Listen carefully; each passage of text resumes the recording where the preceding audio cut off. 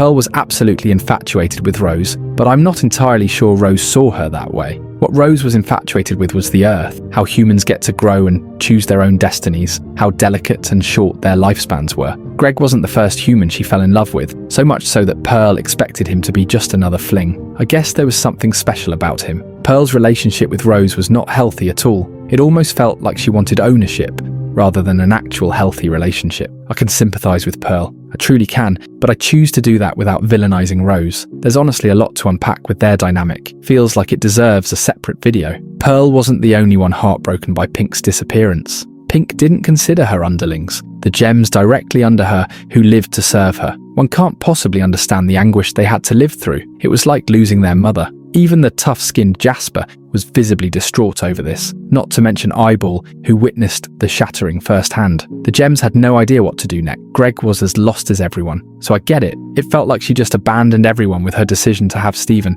Yeah, looking at the consequences, that seemed like pretty shitty decision-making on her part. But Steven did end up changing the world for the better as we know it, and most of it wouldn't have been possible without his half-human side. We can only say that in retrospect though, considering everything turned out good for the most part. But why did she do this? Why did she decide to have Steven? Was it to run away from her problems and leave everything to a literal child?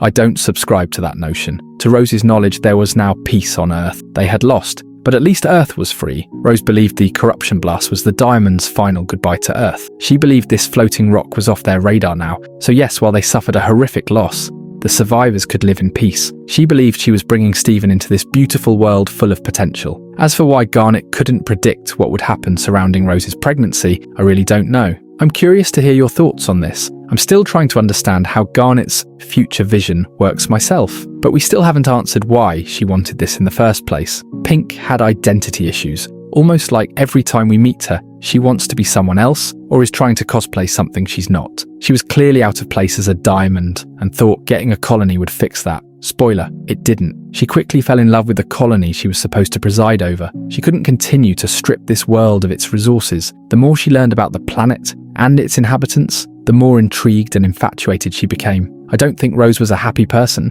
Sure, on the surface she seemed jolly and carefree, but there was this constant state of sorrow emanating from her, almost ethereal in nature. You can see it most clearly in her paintings and early designs. She felt she had nothing left to offer this world. Her cheerfulness masked someone fundamentally empty, someone without purpose. She saw humans as blessed with the gift of growth and the ability to choose, making them somewhat of the superior species. And here's where it gets complicated.